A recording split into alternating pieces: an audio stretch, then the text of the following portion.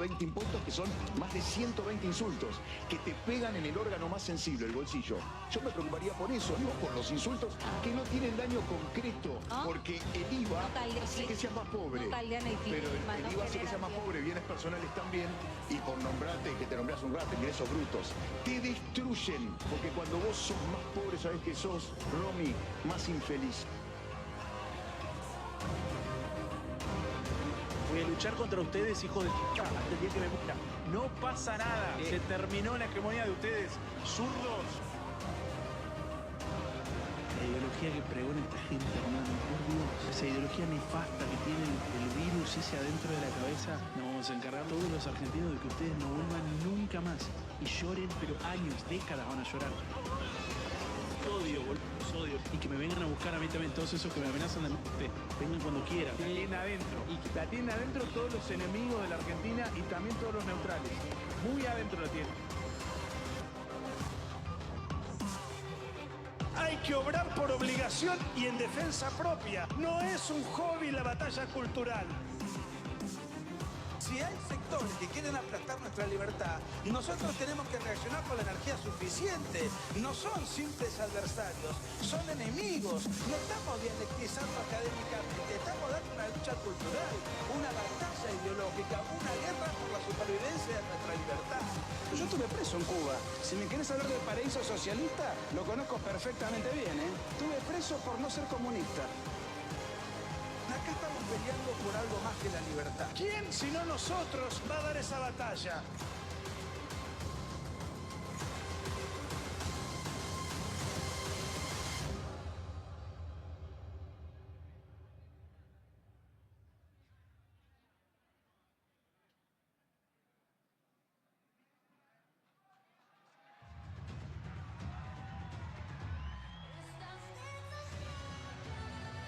Hay que negociar con la izquierda, ni un milímetro. A la izquierda, nada. A los zurdos de mierda, nada.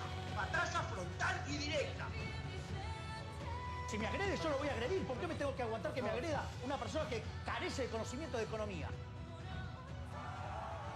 ¡Viva la patria! ¡Viva! No tengan miedo. Vayan y den la batalla contra el surderío, que se la vamos a ganar. Esto no es para tibios, esto es para tomarlo de cara a los socialistas y ganarle esta batalla. No hay alternativa, somos mejores en todo. Tomen conciencia de eso y vamos por eso. Zurdos, hijos de puta, quieren la libertad avanza. ¡Viva la libertad!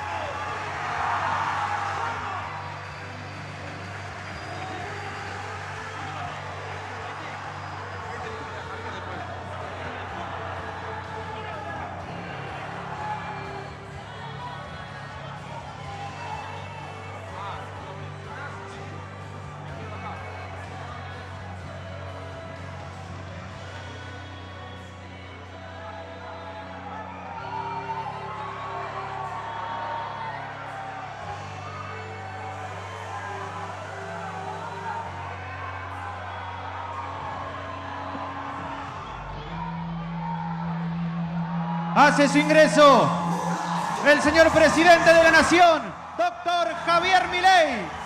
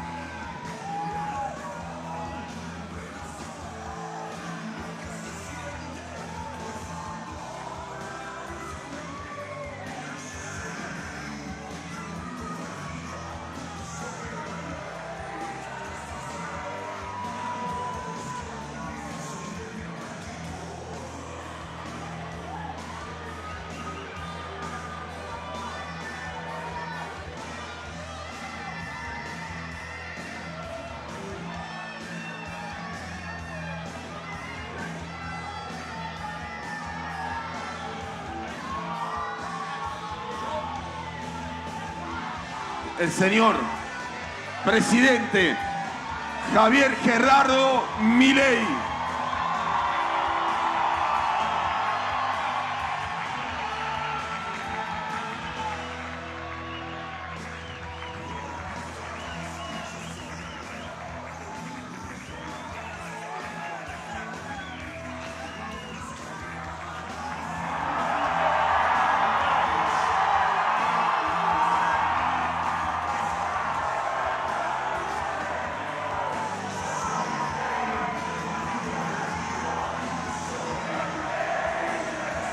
Vamos, vamos, que no se escucha, vamos.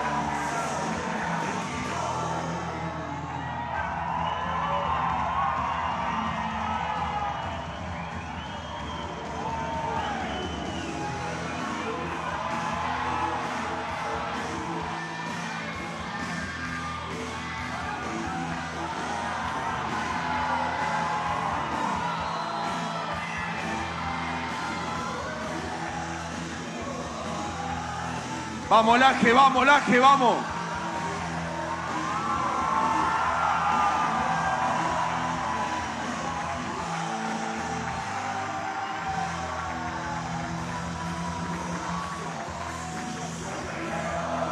Vamos, vamos, vamos.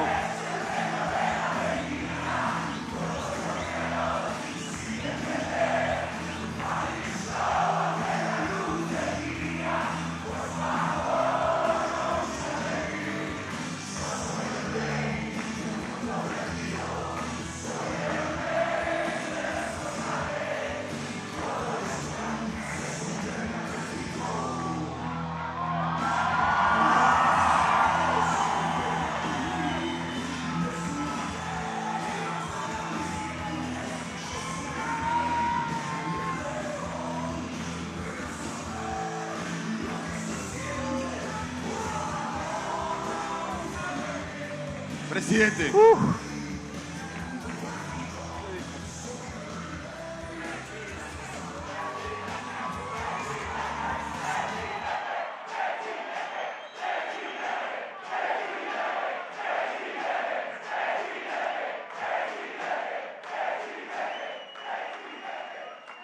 ¡Hola a todos!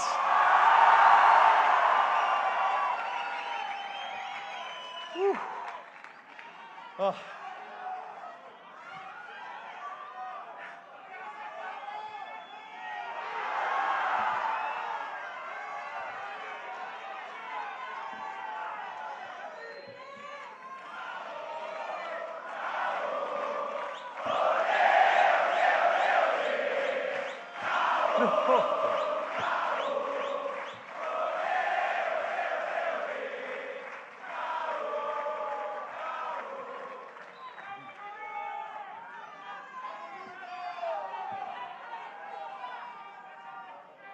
Che, nos van a sacar, ¿cómo es? Saquen al pingüino del cajón.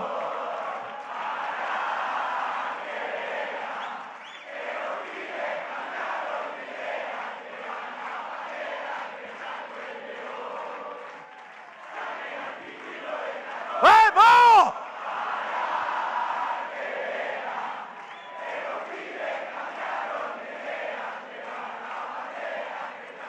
¡Viva la libertad, carajo! ¡Viva la libertad, carajo! ¡Viva la libertad, carajo!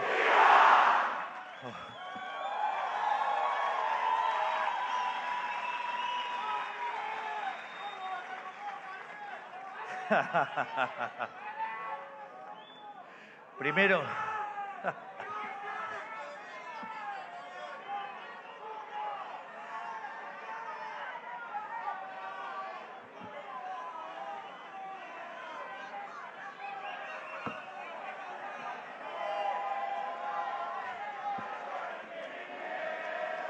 ¿les parece?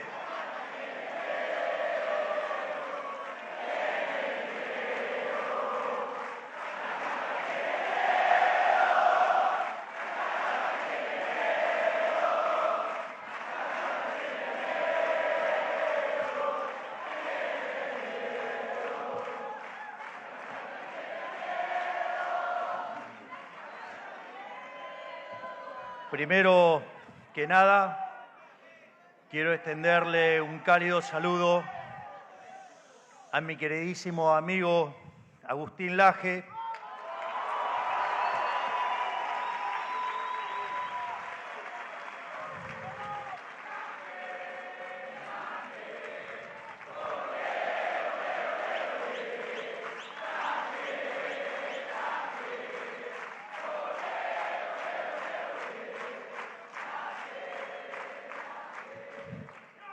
como así también a todo el equipo de La Derecha Diario por organizar este enorme evento. Muchas gracias.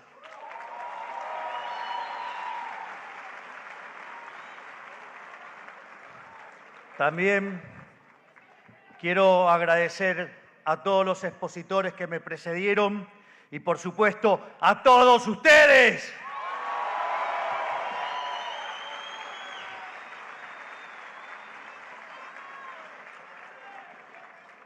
Y también quiero agradecer a todos aquellos que no pudieron venir, pero nos están siguiendo desde sus casas. Son ustedes que dan todo por sacar adelante un país al que años de estatismo descontrolado parecían haber condenado al país a la miseria.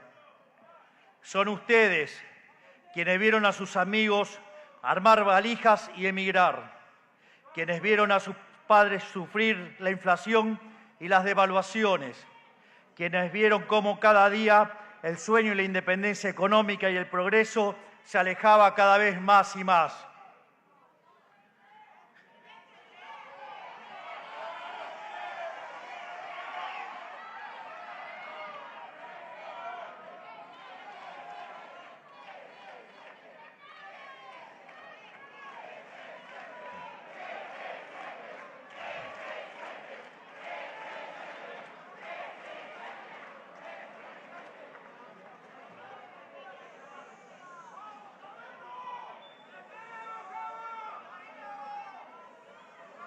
Muchachos, yo creo en el orden espontáneo.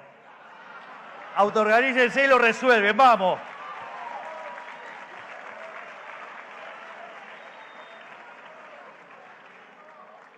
La casta política les robó la ilusión de poder dejarle a sus hijos un mejor país en el cual vivir.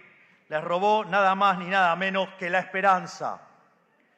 Y sin embargo, en lugar de exiliarse o encerrarse en sus vidas privadas, decidieron emprender la lucha por el futuro. Decidieron encarar una gesta heroica desde los márgenes de la sociedad. Decidieron encarar un gesto y grito genuino, un rugido de libertad que terminó tomando el país por asalto. Y acá estamos hoy, habiendo hecho en tan solo un año y medio el mejor gobierno de la historia argentina.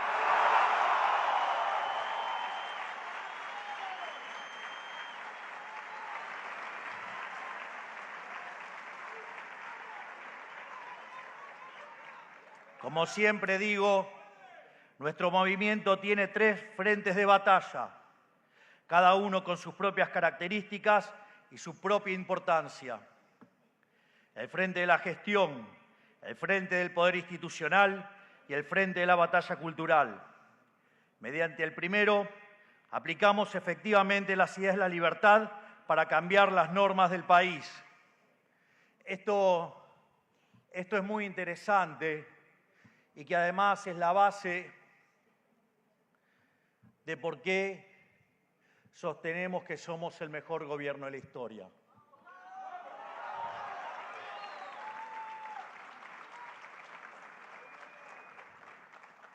Hasta que llegáramos nosotros al poder, el mejor gobierno de la historia había sido el primer gobierno de Menem.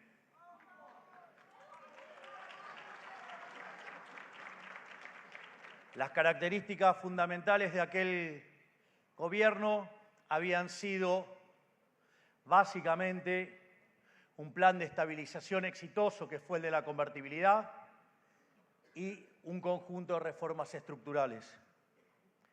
En términos de plan de estabilización, sin lugar a dudas, este programa económico que diseñó el mejor ministro de Economía del mundo, Toto Caputo, lo supera ampliamente.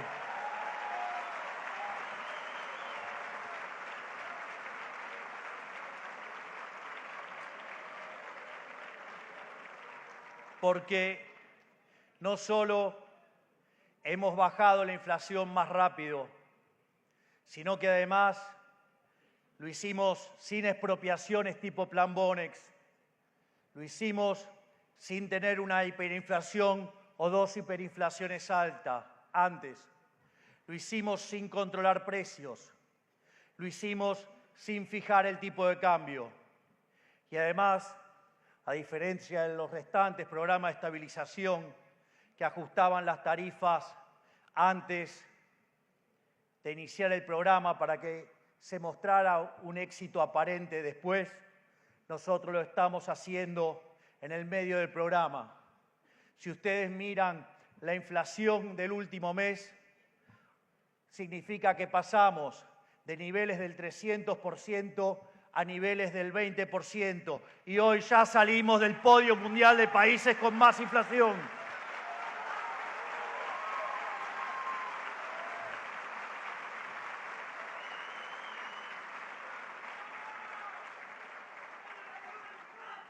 Y por otra parte, si limpiamos estos efectos de corrección de precios o lo miramos en términos de canasta básica alimentaria o lo miramos en términos de canasta básica total, hoy la inflación ya viene viajando en torno al 10%.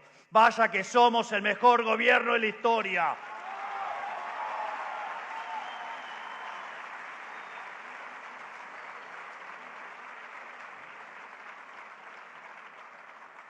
Y es más, cuando decían que íbamos a hundir a la economía en una gran depresión a la luz del programa de estabilización que estaba siendo exitoso eliminando la inflación, decían que íbamos a hundir a la economía, decían que íbamos a entrar en una gran depresión, decían que íbamos a hambrear a los argentinos.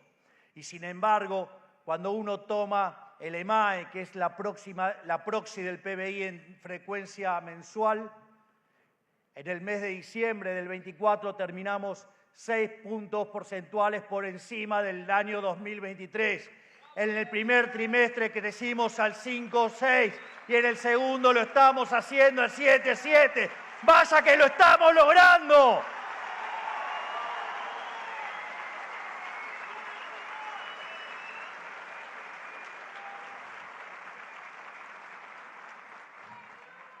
Y como si todo esto fuera poco, los crueles y desalmados liberales hemos sacado a 12 millones de argentinos de la pobreza.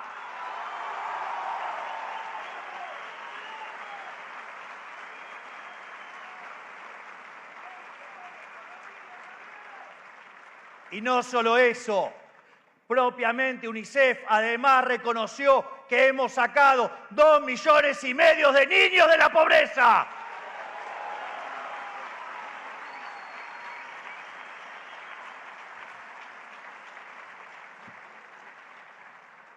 Por otra parte, mientras el Frente, lo que tiene que ver con el poder institucional, mediante el segundo elemento, nos proveemos del poder necesario, tanto a nivel ejecutivo y legislativo, para avanzar en nuestras ideas. Esto determina la profundidad y la velocidad con la cual llevamos adelante el cambio. Y eso lo está llevando adelante. Y pido por favor que se ponga de pie el jefe.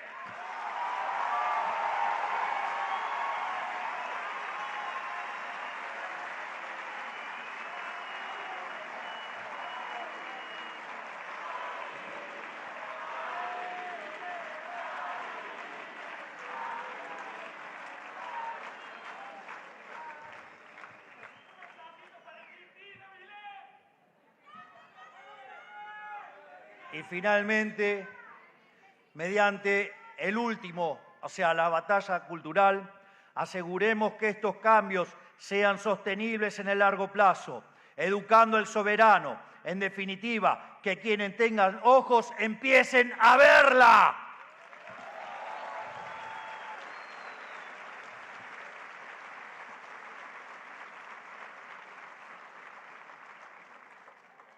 En el frente de la gestión partimos de tener que enfrentar a los degenerados fiscales. Heredamos un Estado gigante quebrado y corrupto, que hundió a la gente en la miseria, un Estado que en definitiva odiaba a sus ciudadanos y que en consecuencia se ganó el odio de todos ellos y con justa razón.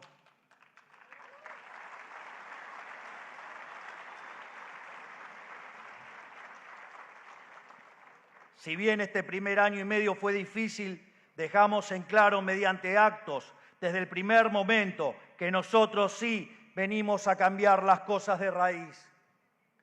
Y eso es la segunda pata que explica por qué somos el mejor gobierno de la historia. Porque a este plan de estabilización se suman las reformas estructurales. Cuando se terminaron las facultades delegadas, el doctor Sturzenegger, el coloso Federico Sturzenegger, el arquitecto de esta reforma,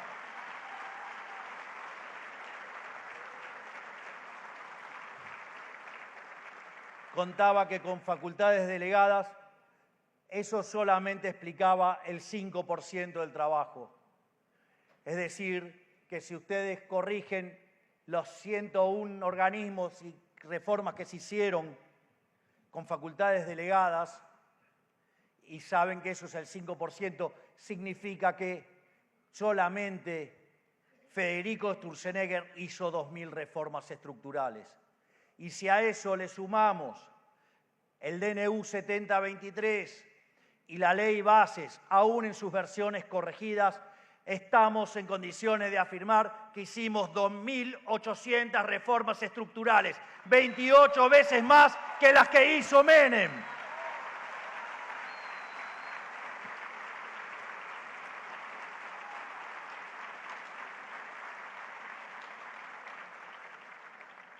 Y es más, si uno lo tomara por modificaciones de articulados, que lo que hacían era dificultar la actividad, digamos, como cuando, por ejemplo, Federico cuenta el caso de la sandía o cuenta el caso de la chatarra y demás.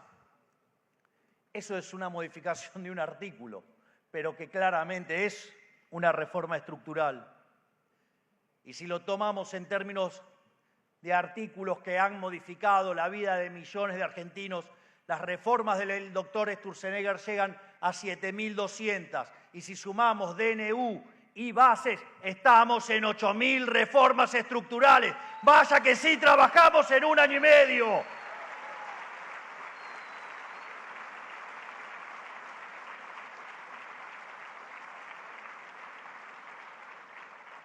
En el fondo, en un año y medio, hemos borrado 100 años de dirigismo y no vamos a parar hasta ser el país más libre del mundo.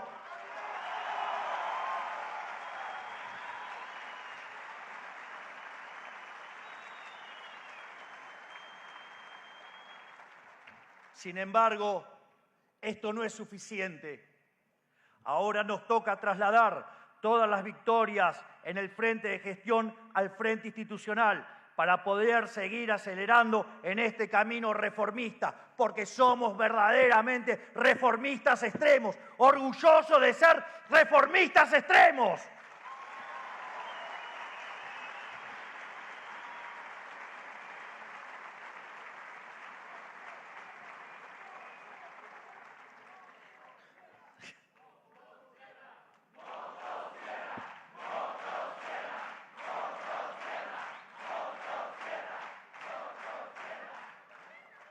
La batalla por los votos es una larga marcha. Imagínense que hoy solo contamos con el 15% de los diputados y 10% de los senadores, pero aún así es una marcha que solo va en una dirección, porque el país que nos llegó, el partido del Estado, fue desastroso. Y resultó tan evidente para la sociedad que todos fueron cómplices de un mismo sistema, que ya es una causa perdida para ellos presentarse a elecciones. La gente no los quiere ver ni en figuritas, por eso muchos se van a sorprender con los resultados de octubre.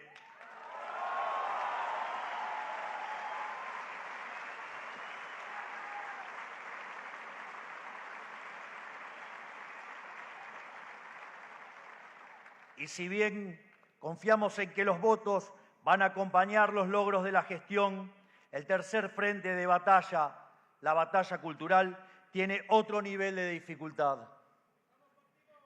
Gracias.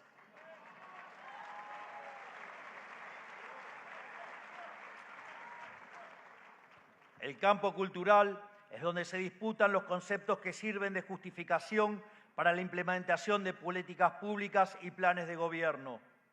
Es donde se disputa quién tiene razón y por qué.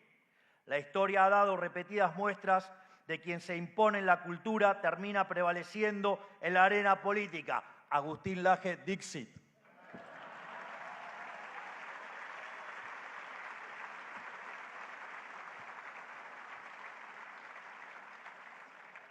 Pues es la cultura la que genera los términos mediante los cuales la gente piensa y actúa luego en la realidad. La izquierda lo sabe perfectamente y se ha dedicado desde hace décadas a infiltrarse en todas las instituciones occidentales, subvirtiendo sus valores y moldeándolas a su gusto. De esta manera, llegamos a un estado en el que los políticos, empresarios, sindigarcas, perisobres y todo el resto de los integrantes de la casta implementaron un conjunto de ideas antilibertad para legitimarse a sí mismo y a sus ideas entre la población. Digo, uno que tiene la cabeza contaminada de todos los parásitos mentales que andan dando vuelta. Los que sabe y los que no sabe también.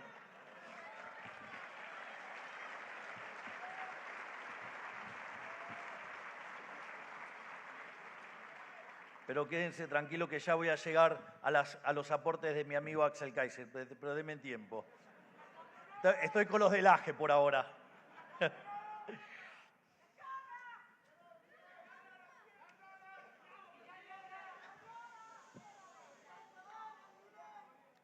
Esas ideas se instalan en la mente de millones de seres humanos y se contagian como parásitos mentales hasta que se vuelven inconfundibles del ideario popular. Así llegamos a una situación en la que se dan por válidas una lista de cuestiones que no están ni cerca de serlo. Como plasmó mi amigo Axel Kaiser en su libro, podemos reducirlas a 7.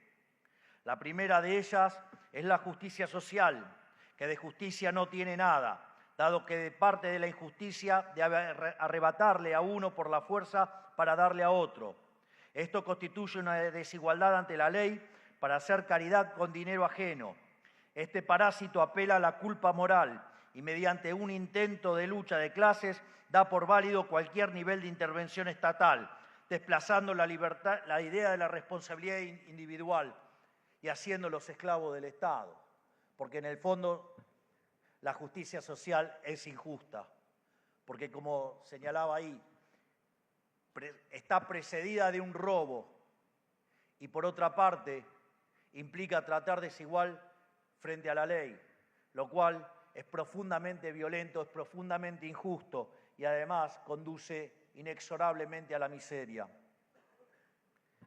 A su vez, esto le abre el juego al segundo parásito, que es la idea de los derechos sociales. De hecho, hoy hice un tuit acerca de estas ideas, de cómo, por ejemplo, contaminan, digamos, el cerebro del soviético. Esta idea busca generar expectativas ilimitadas en la gente, sosteniendo que cada necesidad es un derecho y que todos los derechos requieren intervención estatal y gasto público. El problema está en que para poder cumplir con semejante disparate habría que incumplir la primera ley de la economía, que es la ley de la escasez. A ver, digamos, hay una frase maravillosa de Thomas Sowell que dice: la primera ley de la economía es la escasez. No hay de todo para todos. Ah. Y la segunda reflexión que hace es que la primera ley de la política es ignorar la primera ley de la economía. Y vaya que de esto los populistas saben.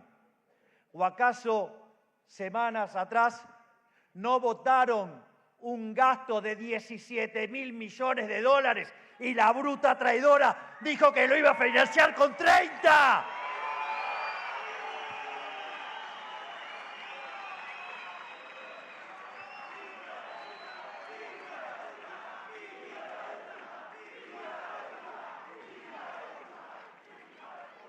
Así es fácil chicanear, pero sugiero que antes de hacer chicanas aprendan a sumar 2 más 2. Y ni les cuento lo que significa en términos dinámicos un buraco de 2.8 del PBI. Implica un aumento de la relación deuda-producto de más de 60 puntos porcentuales e implica enviar al cadalso a todos nuestros jóvenes. Es arruinar el país de acá a la eternidad.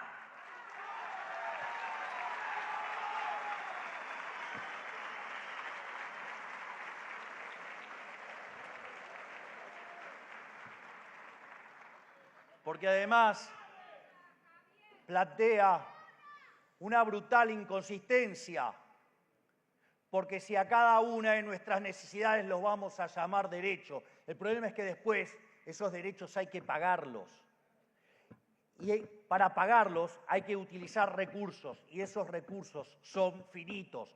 Por ende, esa estupidez inmunda de donde hay una necesidad nace un derecho. El problema es que lleva continuamente a violar la restricción de presupuesto. Eso en Argentina no solo ha derivado en una brutal inflación, a sacarle 13 ceros a la moneda, que podríamos sacarles 3 más, a ser el país con mayor cantidad de defaults en la historia, a tener la presión fiscal en blanco más alta del mundo, sino que además esas ideas nefastas han hecho de que ser uno de los países más ricos del mundo nos mandaron a la B.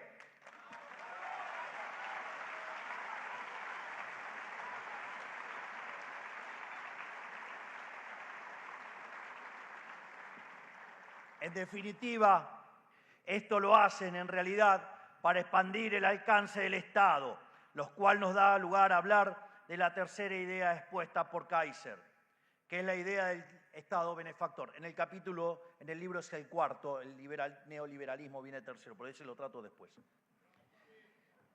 Así, la idea del Estado benefactor, un Estado paternalista, que como si fuese un Dios todopoderoso, debería proveernos de todo lo que necesitamos. Lo que eluden en este tipo de afirmación es quien genera la riqueza y los recursos. En primer lugar, es el sector privado, y para que el Estado los provea, debería robárselos mediante impuestos y burocracias, sacrificando el crecimiento económico, que debe ser lo que debe estar pensando la alta política.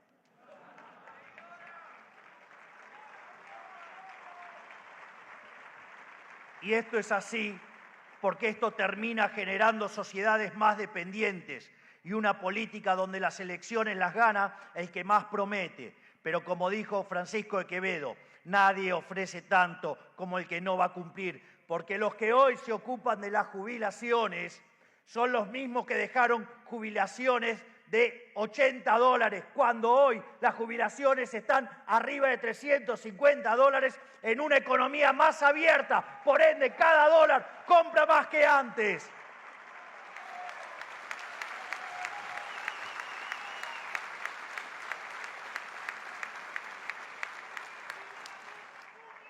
Y como detalle no menor, aquellos que se jubilaron con el total de los aportes, esas jubilaciones están entre $700 y $800. Vengan a hablar de pensar en los jubilados, si los que sacamos gente de la pobreza somos nosotros y no que ellos nos hundieron con el impuesto inflacionario.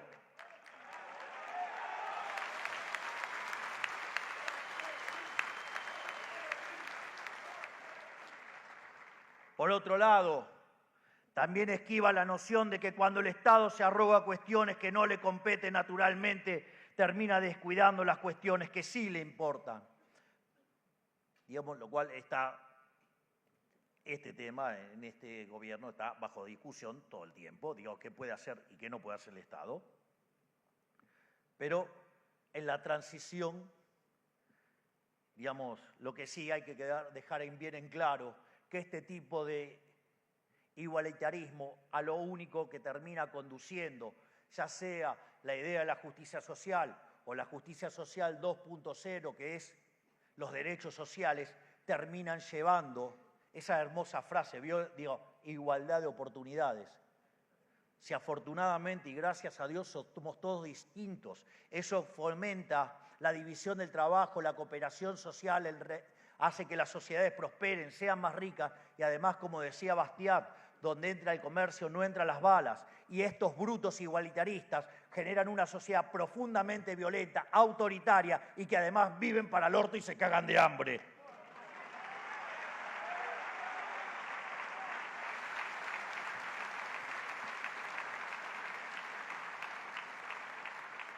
Entonces, frente a ese fracaso que tienen continuamente, aparece también otro concepto parasitario que es el de neoliberalismo.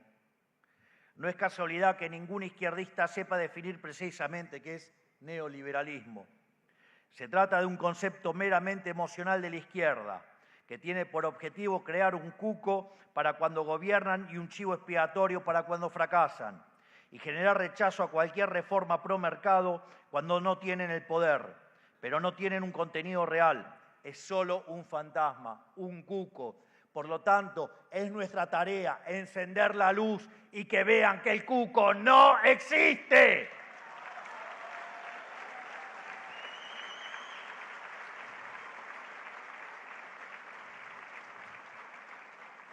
Porque en el fondo, en realidad, a quienes están injuriando es simplemente a quienes buscan ordenar los desastres que ellos dejan a su paso. Porque si hay algo que hacen a la perfección es dejar infiernos fiscales y financieros cuando terminan sus gobiernos. Es así que el que tiene la ingrata tarea de ordenar el desorden, en general tiene de antemano un apodo preparado, neoliberal. Sin ir más lejos, nos dejaron 57% de pobres, 70% de niños pobres, una inflación diaria del 1 y pico por ciento que anualizado era el 17.000%, reservas internacionales negativas en 12.000 millones de dólares, 4 bases monetarias venciendo a un día, deuda en pesos venciendo a 3 meses por el equivalente de 9 bases monetarias. Es decir, que en menos de 3 meses nos iban a hacer multiplicar la cantidad de dinero por 14 veces. No solo eso, sino que además el curro de las CIRAS, donde se patinaron 45.000 millones de dólares, donde no dejaron desastre por hacer. Y esa manga de inmorales vienen a hablarnos a nosotros, que estamos sacando el país adelante, donde somos fruto de admiración en todo el mundo y se habla del milagro argentino.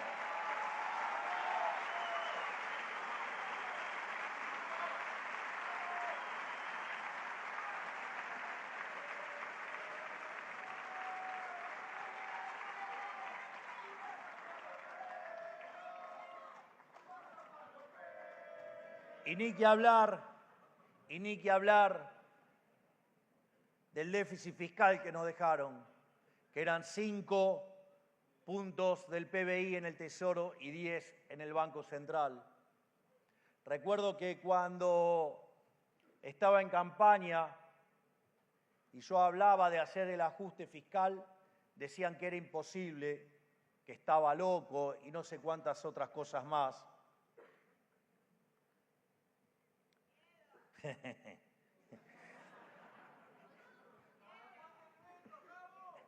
Ya está, digamos, sale ahora, digamos, ya entró, ahora, digamos, el veto sale próximamente.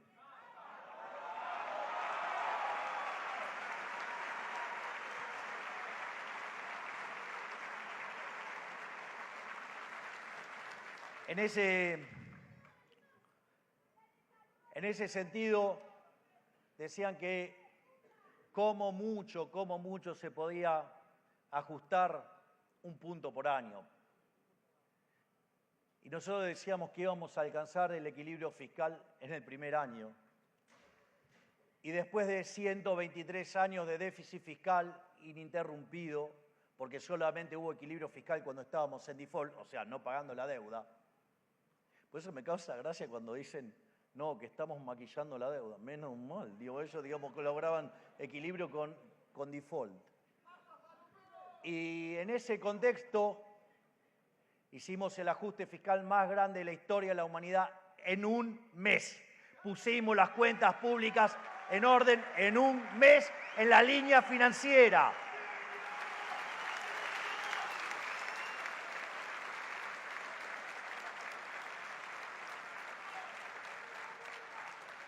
Y a su vez, a los 6 meses terminamos saneando el balance del Banco Central. Algo que nadie hablaba de cómo se limpiaba el balance del Banco Central, gracias a la tarea enorme de Santiago Bausili, presidente del Banco Central, y el secretario de Finanzas, Pablo Quirno.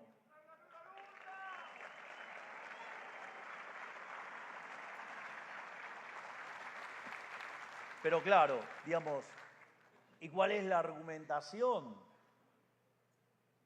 de los primates, digamos, más conocidos como ¡Matriles! Dicen que nos endeudamos. Esto es interesante porque cuando el kirchnerismo llegó al poder, la deuda pública en Argentina era de 140.000 millones de dólares. Cuando nosotros llegamos al poder, la deuda consolidada, porque siempre se olvidan de sumar los desastres que hacen en el Banco Central, era de 500.000 millones de dólares.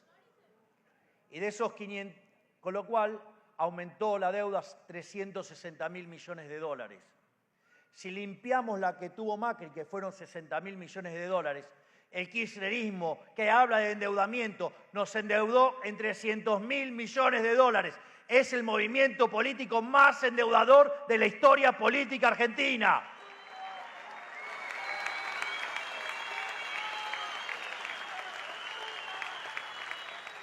Y mientras que esos hipotecadores del futuro, porque recuerden que la deuda son impuestos futuros, por lo tanto son futuros que cargan sobre nuestros hijos, sobre nuestros nietos y las distintas generaciones, mientras que esos inmorales ladrones que están empezando a pagar nos acusan de endeudar, somos el primer gobierno de la historia argentina que baja la deuda en 50.000 millones de dólares en un año.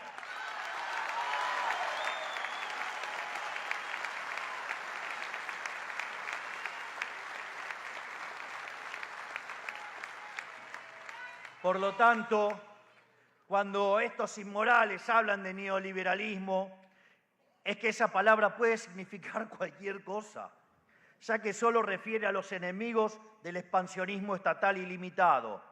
Es así que con él también engloban al empresariado, ocupado de preservar su negocio. Esto lleva a la idea de la responsabilidad social empresaria.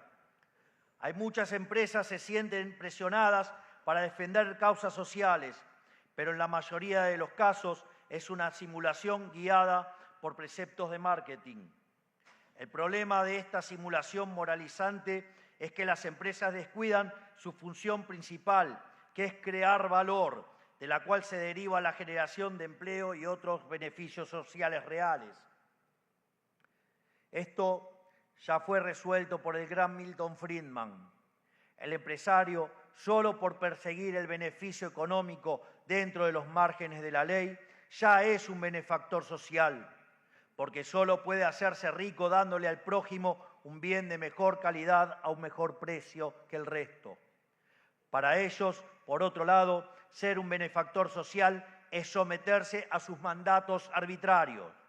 Es así que a la ya estresante tarea de llevar adelante un negocio le suman el peso de cargar tanto con un Estado elefantiásico como beneficencia forzosa. No hay beneficencia a punta de pistola. La caridad, si no es voluntaria, no es caridad.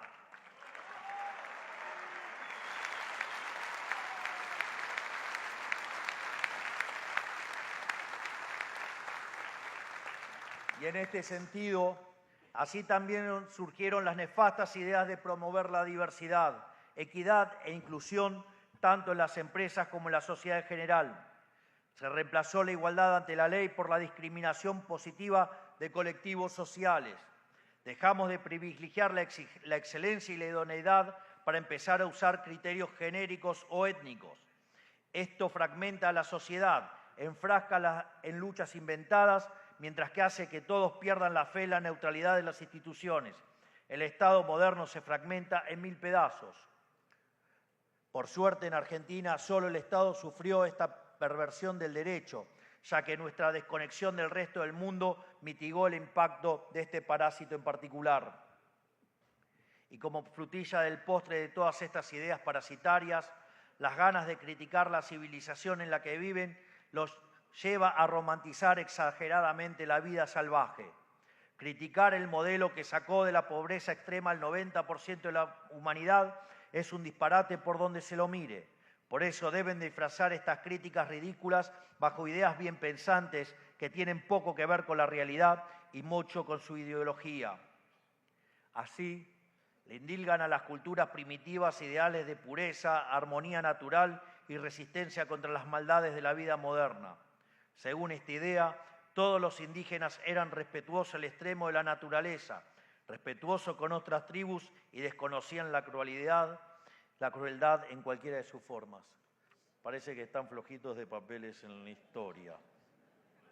Se supone que los zurdos saben de historia, se supone.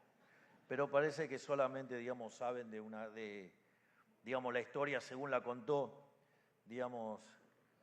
el que se fumó la plata del padre, que se casó con una millonaria y le fumó la riqueza y le hizo hijos a la empleada doméstica.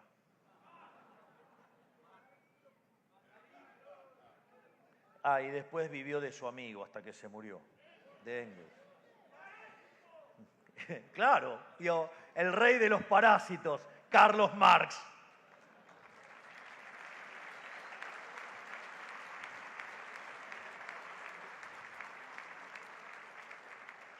Con esa pantomima de sabiduría ancestral pretenden hacernos creer que el mundo era perfecto hasta que surgió el comercio. Legitiman así políticas destructivas para naciones en vía de desarrollo como el ambientalismo antidesarrollo o la ilegitimidad del Estado moderno. Para colmo, esto lo enseñan como verdadero en importantes universidades bajo el mote de anticolonialismo, al igual que tantas otras barrabasadas con las que nos bombardean tanto tiempo. Bajo la expansión de estas ideas, ya sea en la academia, los medios de comunicación, las oficinas públicas o incluso en las películas de Hollywood, la izquierda se ha arreglado para poner de su lado a las personas más prestigiosas de cada sociedad, utilizándolas como vehículo de su ideología. Más Gramsci posible. La educación, la cultura y los medios. Todos zurdos. Y todo esto financiado a costa de los impuestos de los ciudadanos prósperos y pujantes, a quienes se le encargaron de demonizar como si fueran el origen de todos los males. Este es un juego en el que hoy, lamentablemente, partimos con desventaja. Debemos reconocer que ellos lo hicieron mejor. Cuando reconozcamos que ellos lo hicieron mejor en la batalla cultural, vamos a estar en condiciones de llevarlos por encima. Y mucho de eso es gracias a Agustín Laje, a Nicolás Márquez, a Valerini, a Axel Kaiser y a otros tantos gigantes del pensamiento que han empezado a dar esta batalla cultural como verdaderos gladiadores. Y ni que hablar, ese coloso que los asusta desde el streaming, el Gordo Dan.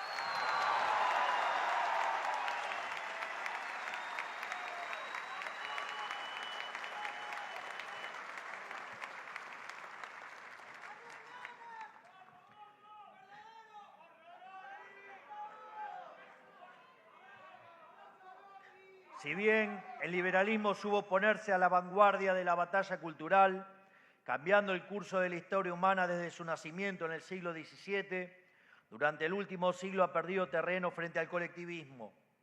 Los liberales descuidamos la batalla por las ideas y le dejamos las puertas abiertas al flagelo de la izquierda. Por eso no podemos perder un segundo más. Nuestras ideas son mejores, pero la evidencia dice que con eso no es suficiente. Hay que saber comunicarlas y por eso debemos emular a la izquierda en este aspecto, haciendo nuestra propia larga marcha sobre los distintos lugares de influencia. En cada plaza, en cada consejo deliberante, en cada onda de radio y cada canal de televisión del país, debe haber alguien defendiendo y promoviendo las ideas de la libertad.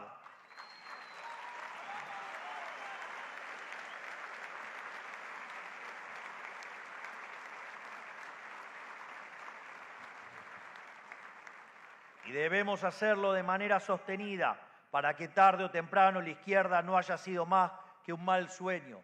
Se los dice alguien que durante 10 años la peleó en los medios y ya llevaba casi 15 peleando desde la academia.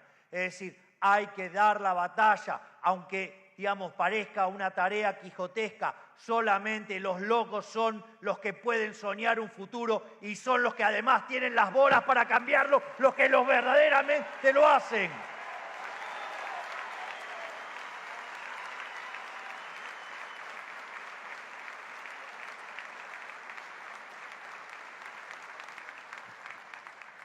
En este sentido, ustedes, al tomar la decisión de luchar, han decidido convertirse en verdaderos soldados de la batalla cultural, de la batalla por las ideas, que es la que le va a dar sostenibilidad en el tiempo a este camino de gloria que estamos iniciando desde que llegamos al gobierno.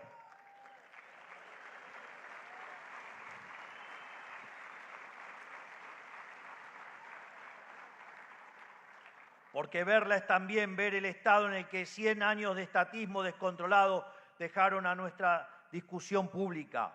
100 años en los que fuimos progresivamente infectados en todas nuestras instituciones por ideas contrarias a la libertad y al verdadero progreso.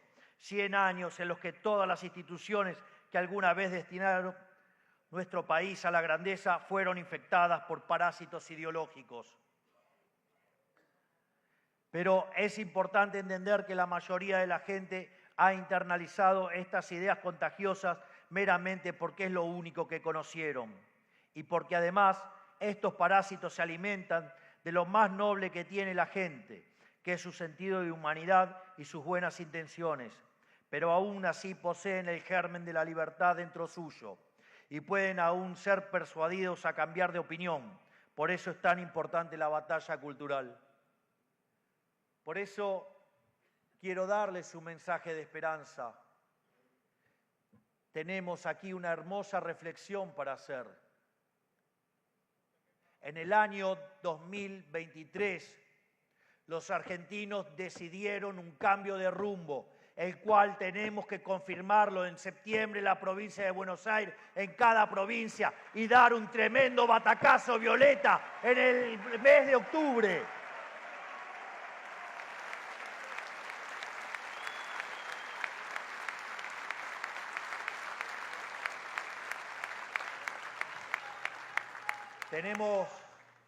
Tenemos que entender que en octubre, de un lado, va a estar el status quo, el partido del Estado, la casta política chorra, parasitaria e inútil, la alta política, va a estar los perisobres, los periodistas ensobrados, van a estar también los sindigarcas, van a estar los empresarios chorros prebendarios. Y del otro lado vamos a estar los argentinos de bien que queremos abrazar las ideas de la libertad para hacer a la Argentina grande nuevamente.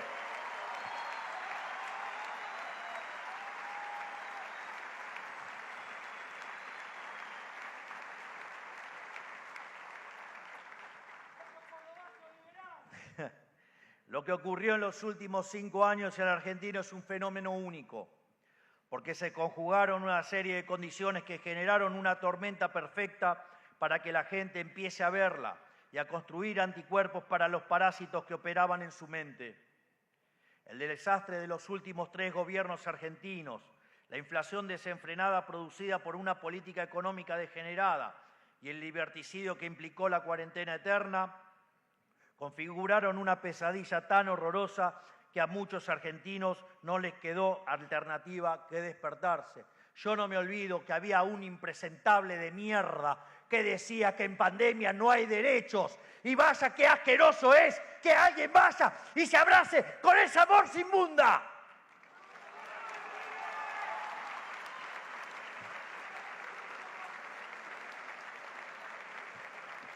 Si no les queda claro, estoy hablando del señor Mayans, que es senador por Silvio Infran.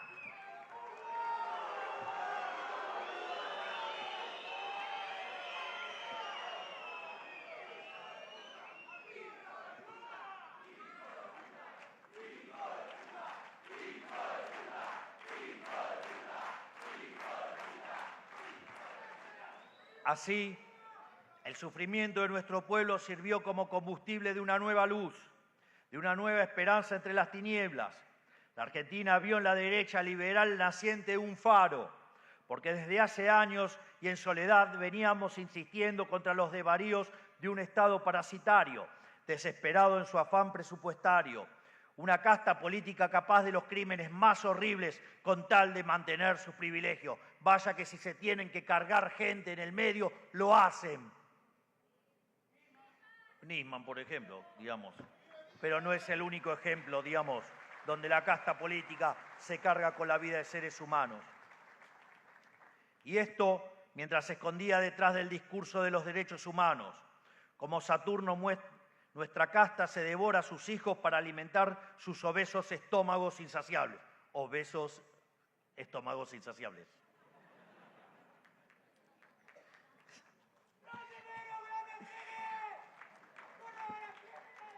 Ellos tenían todo un conjunto de mecanismos puestos en marcha para evitar que algo como nosotros pudiera ocurrir. Un universo de relaciones clientelares con empresarios, dirigentes sociales y periodistas dedicados a embarrar y atacar a todo aquel que osara hacerle frente. Pensaban que tenían al país domesticado y condenado a la servidumbre eterna, pero nosotros pudimos con todo ese aparato y pudimos precisamente porque traíamos con nosotros la verdad. Y no solo los parásitos mentales son contagiosos. La verdad, cuando está contada con convicción y con voluntad, también se logra contagiar.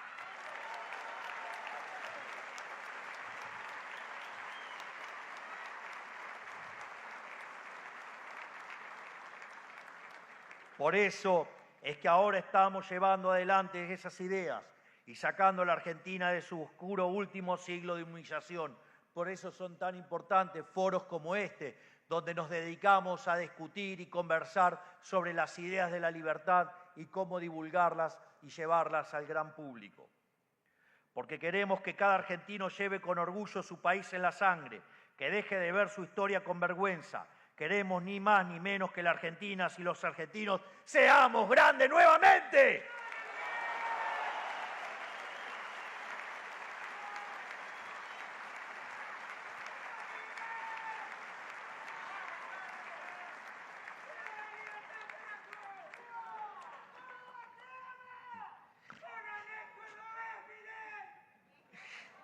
Qué vozarrón, ¿eh?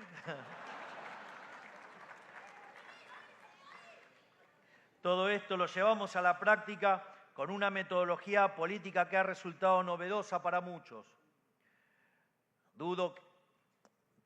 Dado que no somos cucas, buscaremos prosperar mediante la libre asociación entre privados. No teníamos plata, no teníamos aparato ni territorio, ni amigos en los medios. Solo la palabra de su humilde servidor dando discursos de teoría económica en una plaza. Y los celulares de todos ustedes, el arma más pura de la libertad, que desintermedia la circulación de información y le dio rienda suelta al contagio de nuestras ideas.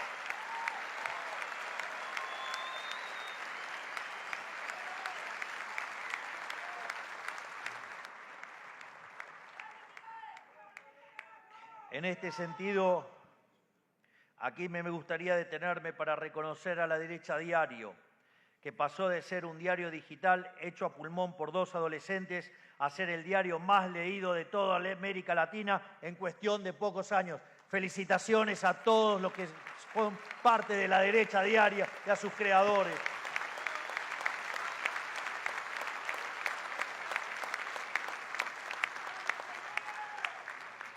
Volviendo a nuestro camino transitado en campaña, se nos burlaban, decían que no éramos más que un fenómeno barrial.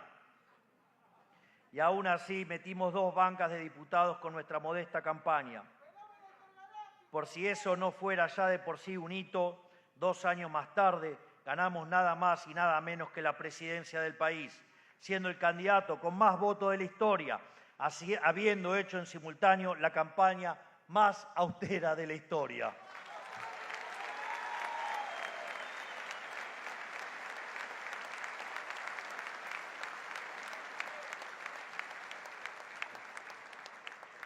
En definitiva, militar en los márgenes manteniéndonos fieles a las ideas de la libertad, llegar al poder a fuerza de predicar nuestras ideas y lograr demostrar todo su poder es algo que un kirchnerista nunca va a entender, porque ellos son militantes rentados y otros también tienen militantes rentados.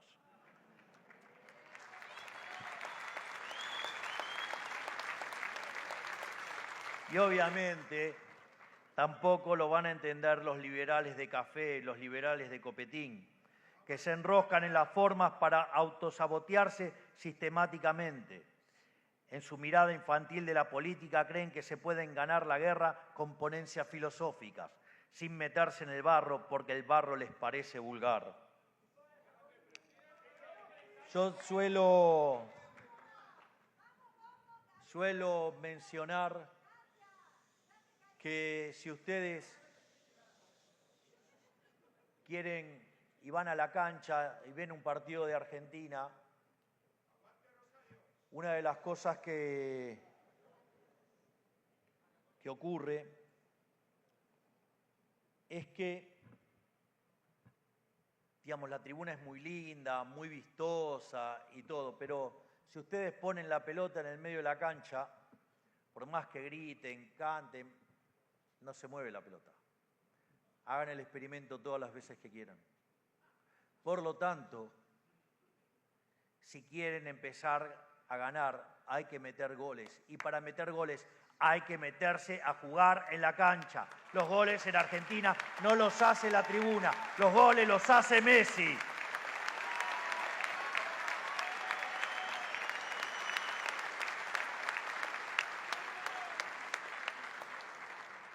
En este sentido, nosotros no solo nos metimos en el barro, sino que también entendemos que para meterse en el barro se necesita organización, porque luchamos contra quienes se encargaron de embarrar la cancha durante 100 años. Porque si el libre mercado y la horizontalidad son el mejor vehículo para las ideas, la organización y el orden son el mejor vehículo para la acción. Para cambiar el país desde las raíces es necesario contar con ambas patas. Nosotros tenemos claro que al mal organizado solo se le puede ganar con el bien organizado. Entendemos que a la hora de luchar contra el leviatán de las 1000 cabezas, el pragmatismo y el verticalismo son fundamentales y que los trapos sucios los tenemos que lavar puertas adentro entre nosotros.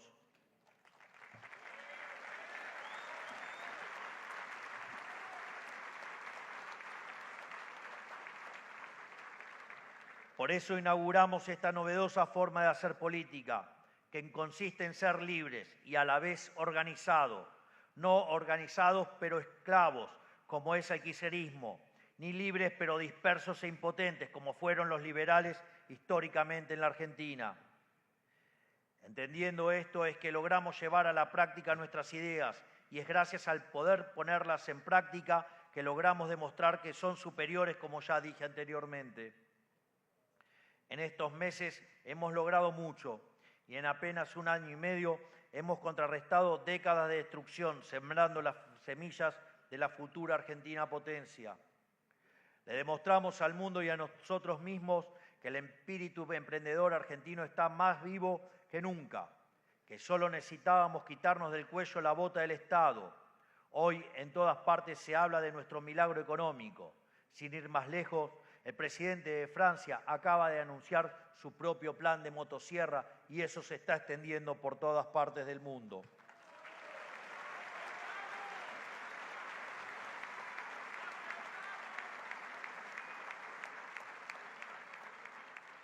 Por donde se lo mire, estamos haciendo el mejor gobierno en la historia y por la innumerable cantidad de logros cosechados, pareciera que la mayor parte del trabajo está hecha.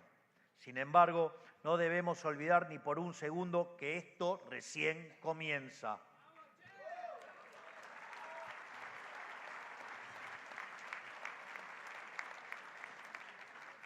No solo hay que deshacer un siglo de miseria acumulada y educar a nuestros semejantes en la idea de la libertad.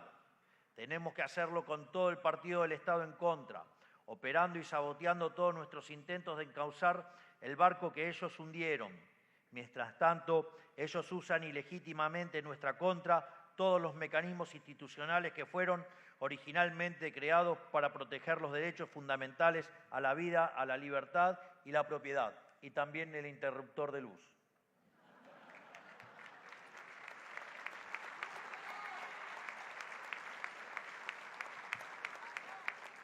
Hay algo muy interesante, y es que si antes de salir a la cancha es necesario hacer trampa, es porque te sabes un perdedor.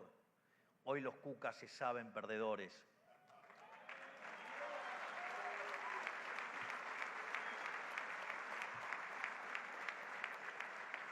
De hecho,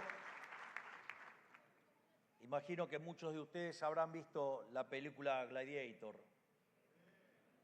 cuando la basura inmunda de Cómodo decide pelear mano a mano con Máximo. Y para salir a pelear, antes de pelear, le tuvo que clavar un puñal y que se empiece a desangrar. Eso es lo que necesita hacer el kirchnerismo.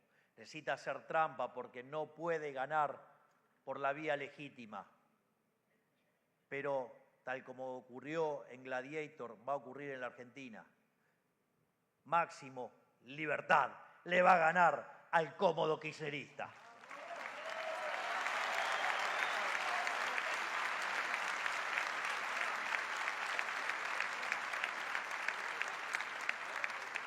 Es más, instituciones republicanas que fueron concebidas para evitar el surgimiento de la tiranía se han convertido en herramientas de opresión y sometimiento al servicio de perpetuar el despotismo de las burócratas.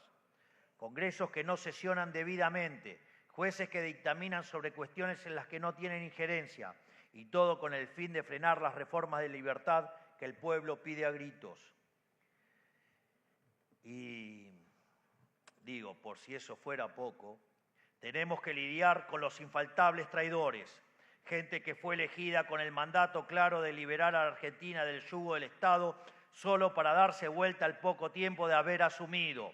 Gente que tardó tan solo minutos en revelar ese deseo irrefrenable de ser casta. Gente que al poco tiempo de asumir su banca le dio la espalda al pueblo argentino, deslumbrada por la supuesta alta política.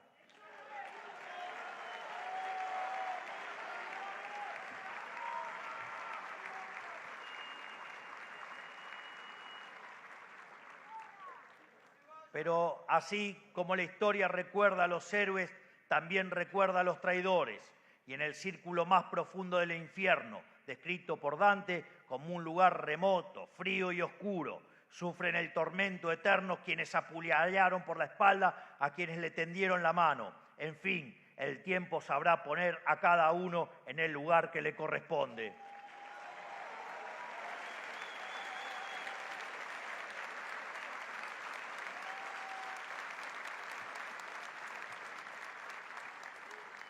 Por nuestra parte, reiteramos que Roma no paga traidores.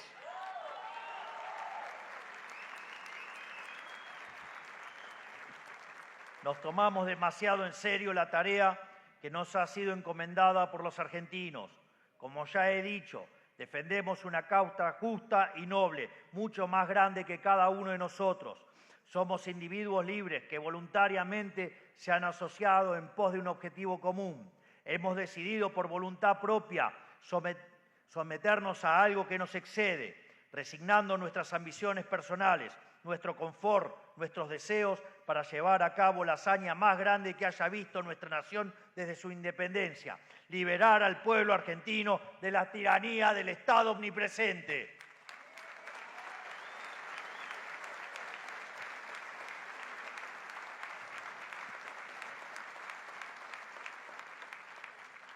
Siendo lo más directo posible, algo que me caracteriza, estamos en guerra y por muy repetitivo que suene, la historia ha demostrado que la única forma de vencer al mal organizado es mediante el bien organizado. Por eso somos millones, pero nos movemos como uno y así los vamos a aplastar en las urnas.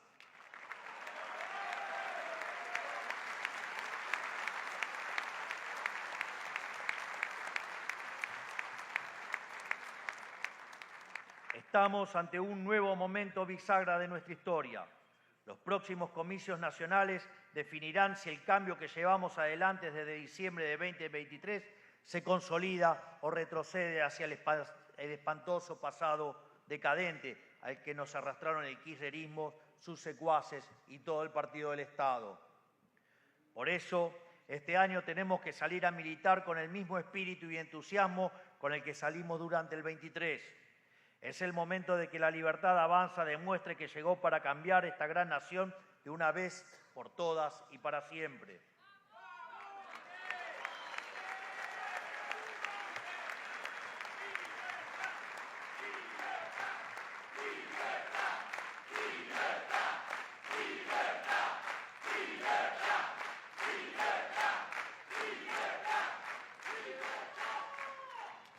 De modo tal que ese país de saqueadores, que fue liderado por la corrupta condenada, su difunto marido y el peor ministro de Economía de la historia, solo sea un mal recuerdo en la memoria de los argentinos.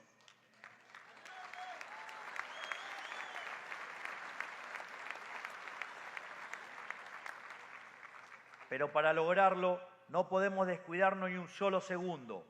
La casta política sigue ahí, esperando que nos equivoquemos. Se prepararon toda su vida sirviéndose del Estado y saltando de cargo en cargo. Conocen a la perfección cada engranaje de la máquina de impedir. Máquina que ellos mismos construyeron para evitar los cambios que la sociedad demanda. Nos quieren ver débiles para poder llevarnos puestos y así retomar al poder, con el único propósito de recuperar los privilegios que les estamos arrebatando en pos de devolverle la libertad a cada argentino de bien. No hay que permitírselo. Es el momento de estar más unidos que nunca, fieles a nuestro propósito. Ellos quieren que seamos un país de pobres y sometidos. Nosotros queremos un país próspero y libre. Esta es la consigna que debemos predicar a lo largo y a lo ancho de todo el país, comprometiéndonos también yendo a votar y a fiscalizar. Como decía Marco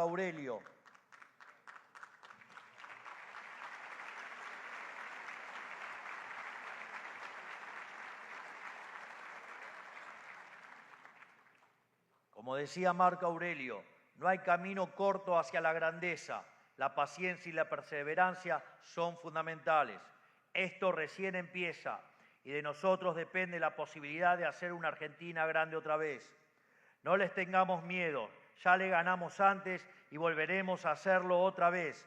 Gracias, Córdoba, que Dios bendiga a los argentinos, que la fuerza del cielo nos acompañe y ¡viva la libertad, carajo! ¡Viva la libertad, carajo! ¡Viva la libertad, carajo! Muchas gracias.